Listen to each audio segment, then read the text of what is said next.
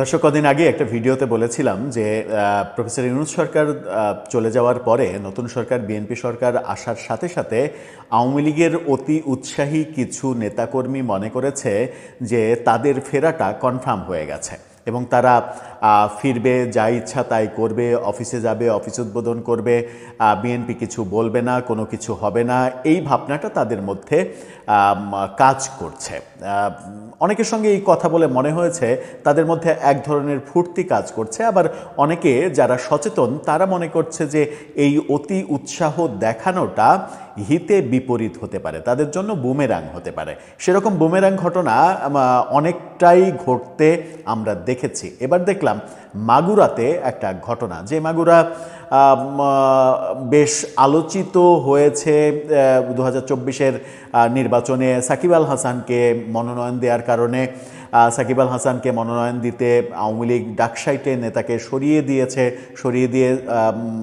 সেখানে সাকিব আল হাসানকে মনোনয়ন দিয়েছিল। পরবর্তীতে সাকিবের পরিণতি কি হলো 24-এর সরকার পতনের পরে, সেগুলো তো আমরা দেখলামই। মাগুরাতে একটা বেশ আলোচিত ঘটনা ঘটেছে। সেই ঘটনা হচ্ছে যে ওই যে অতি উৎসাহ, সেই অতি উৎসাহের মাধ্যমে আওয়ামী লীগের কিছু নেতাকর্মী আওয়ামী লীগের অফিস চালু করা, পতাকা উত্তোলন করা, যে ঘটনাগুলো, সেই ঘটনাগুলো ঘটতে ঘটতেই পরক্ষণেই দেখা গেছে আবারও সেখানে মব হয়েছে। এবং এতদিনে নির্বাচনের পরে বিভিন্ন জায়গায় যে ওই এনসিপি কিংবা বৈষম্যবিরোধী ছাত্র আন্দোলনের নেতৃত্বে যে মব হয়েছিল, বিশেষ করে খুলনা টুলনা বিভিন্ন জায়গায় দেখেছিলাম আমরা, এবার মাগুরাতে অভিযোগ উঠেছে যে আওয়ামী লীগের সেই কার্যালয় ভাঙচুর, এটা ওটা, সেই কাজগুলো বিএনপির নেতাকর্মীরাই করেছে। তার মানে আপনাদের অতি উৎসাহ বুমেরাং হচ্ছে।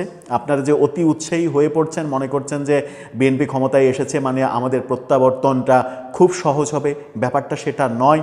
কারণ কেন্দ্রীয় বিএনপি কিছুটা নমনীয় হলেও তৃণমূলের বিএনপির কাছে নিশ্চয়ই কেন্দ্র একেবারে স্পেসিফিক কোনো ইনফরমেশন কিংবা স্পেসিফিক কোনো বক্তব্য পাঠায়নি বলে এই ঘটনাগুলো ঘটছে।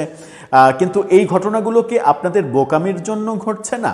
এই যে একের পর এক এই ঘটনাগুলো ঘটালে, মানে এত দ্রুত ঘটালে, একটু যদি সময় না নেন, তাতে কি হবে? বিএনপির যদি ইচ্ছা থাকেও যে আওয়ামী লীগ প্রত্যাবর্তন করুক রাজনীতিতে, সেই ইচ্ছার এগেনেস্টে বড় একটা বাধা হয়ে দাঁড়াবে তখন এনসিপি এবং জামাত। তারা একটা প্রেক্ষাপট তৈরি করবে যে বিএনপি আওয়ামী লীগকে প্রত্যাবর্তনে এক ধরনের পুনর্বাসনে ভূমিকা রাখছে, এই ব্যাপারগুলো আসবে। এই সমালোচনাগুলো যখন মানে আসা শুরু করেছে, আরও তীব্রভাবে যখন আসা শুরু করবে, তখন যেটা হবে সেটা হচ্ছে যে বিএনপির ইচ্ছা থাকলেও আপনাদের ফিরে আসার ক্ষেত্রে কোনো পজিটিভ ভূমিকা পালন করতে পারবে না।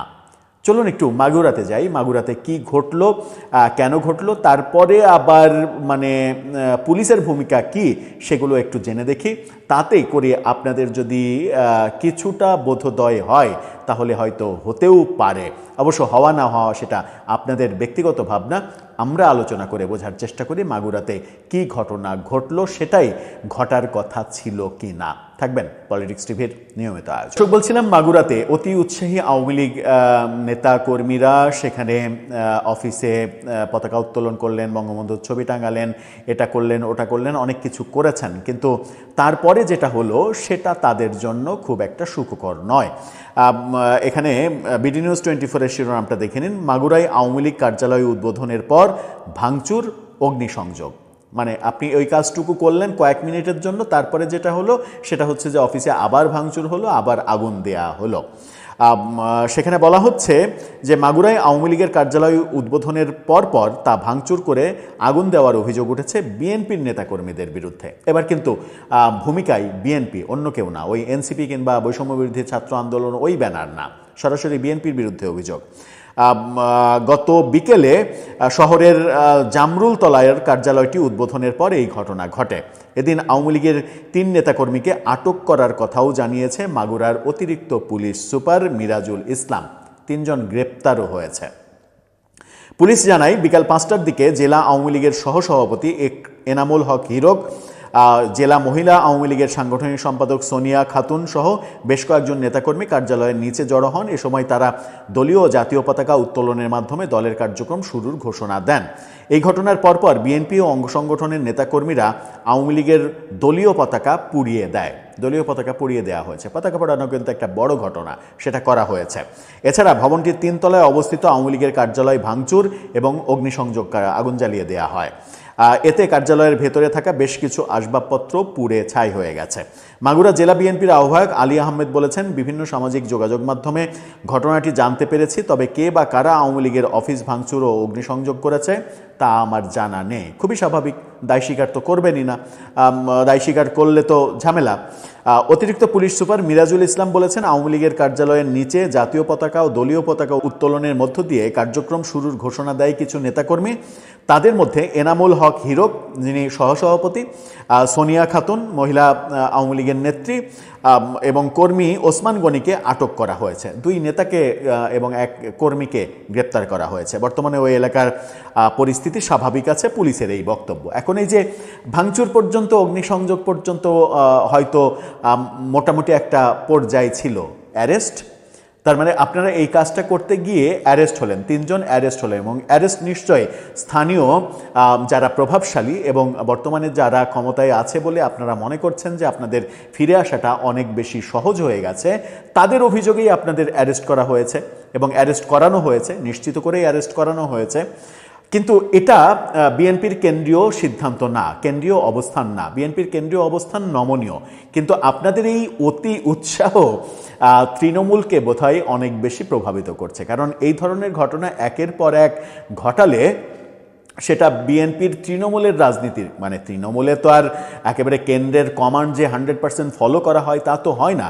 যদি ফলো করাই হতো তাহলে প্রফেসর ইউনূস সরকারের 1.5 বছরে বিএনপির তৃণমূলের নেতাকর্মীদের বিরুদ্ধে এত গাদা গাদা অভিযোগ আসতো না। বিএনপি প্রধান তারেক রহমান 4500-এরও বেশি, প্রায় 6000 মতো নেতাকর্মীকে বহিষ্কার করতে বাধ্য হতেন না। এই স্বাভাবিক জ্ঞানটুকু তো সবারই থাকা উচিত যে রাজনীতি যারা করে তৃণমূল পর্যায়ে সবাই সব কমান্ড ফলো করে না, অনেকেই কমান্ডের বাইরে গিয়ে অনেক কাজ করে ফেলে এবং এটাও কমান্ডের বাইরেই যে হয়েছে সেটা নিশ্চিত। কিন্তু এই ব্যাপারগুলো আলোচনায় যখন যত বেশি চলে আসবে তত বেশি যেটা হবে সেটা হচ্ছে যে আপনারা এনসিপি এবং জামাতকে একটা গ্রাউন্ড তৈরি করে দিচ্ছেন সরকারের বিরুদ্ধে সোচ্চার হওয়ার জন্য। গ্রাউন্ডটা কি? গ্রাউন্ডটা হচ্ছে সরকার আওয়ামী লীগের পুনর্বাসনে কাজ করছে, সরকার বিএনপি ভোটে আওয়ামী লীগের সঙ্গে আঁতাত করে আওয়ামী লীগের ভোট ব্যাংক নিয়ে জিতেছে, যা ইতিমধ্যেই তারা বারবার বলছে। সেগুলোকে যদি এখন আবার তাদের জন্য আরও বিব্রতকর পরিস্থিতির জন্ম দেন আপনাদের এই অতি উৎসাহিত হয়ে কর্মকাণ্ড করার মাধ্যমে, তাহলে কিন্তু বিএনপি যতটা নমনীয় হতে চেয়েছিল কেন্দ্রীয়ভাবে ততটা নমনীয় ইচ্ছা করলেও হতে পারবে না। সুতরাং আপনাদের এই অতি উৎসাহিত হয়ে কর্মকাণ্ড আপনাদেরই কিন্তু বিপদ ডেকে আনছে। আমরা বিভিন্ন সূত্রে বিভিন্ন গণমাধ্যমের খবরে বুঝতে পারছি সেটা হচ্ছে যে এপ্রিল নাগাদে হয়তো আওয়ামী লীগের কার্যক্রম নিষেধাজ্ঞা এটা উঠে যেতে পারে। তো উঠে যেতে পারে, এটা যদি নর্মাল প্রসিডিউরে উঠে যায় সেটাই আপনাদের জন্য মঙ্গলজনক না? যদি আপনারা এরকম ঘটনা একের পর এক ঘটান এবং আবারও ভাঙচুর হয়, আগুন হয়, গ্রেপ্তারের ঘটনা ঘটাতে হয়, পুলিশ তো এখনও প্রফেসর ইউনূসের সেট করা পুলিশই আছে, পুলিশে ব্যাপক কোনো রদবদল হয়নি, টপ পর্যায়ে 2-3 জন বাদ দিয়ে কোনো রদবদল হয়নি। সুতরাং মানে এখনই যদি আপনি অনেক কিছু প্রত্যাশা করে ফেলেন কিংবা 15.5 বছরের সঙ্গে আরও 1.5-2 বছর যোগ করে 17 বছরেরও বেশি সময় যে বিএনপি ক্ষমতার বাইরে ছিল, সেই বিএনপি ক্ষমতার বাইরে থেকে যেরকম অবস্থা তাদের ছিল, আপনি যদি মনে করেন যে ক্ষমতায় আসার 15 দিনের মধ্যেই তারা সব কিছু ভুলে গিয়ে উদারনীতি অবলম্বন করবে, তাহলে এটা আমার মনে হয় যে বোকার স্বর্গরাজ্যে বসবাস করা।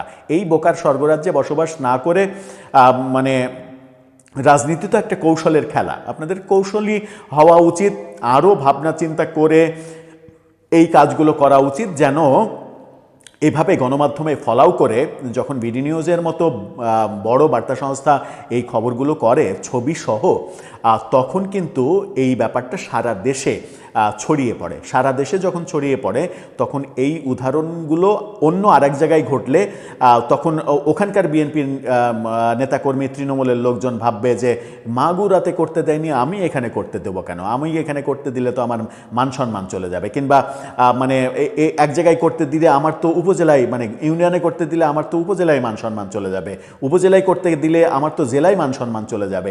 এই ভাবনাগুলো যখন তাদের মগজের মধ্যে কাজ করবে তখন কি আদৌ আপনাদের এই ফিরে আসাটা সহজসাধ্য হবে? আমার মনে হয় যে সরকারের নির্বাহী আদেশে যে নিষেধাজ্ঞা কার্যক্রমের উপরে আছে সেটা তুলে নেওয়া পর্যন্ত আপনাদের কৌশলগত কারণেই একটু অপেক্ষা করা উচিত ছিল।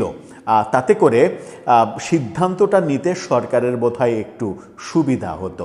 এখন সিদ্ধান্ত নেওয়াটা ক্রমেই একটু কঠিন হয়ে যাচ্ছে বোধহয়।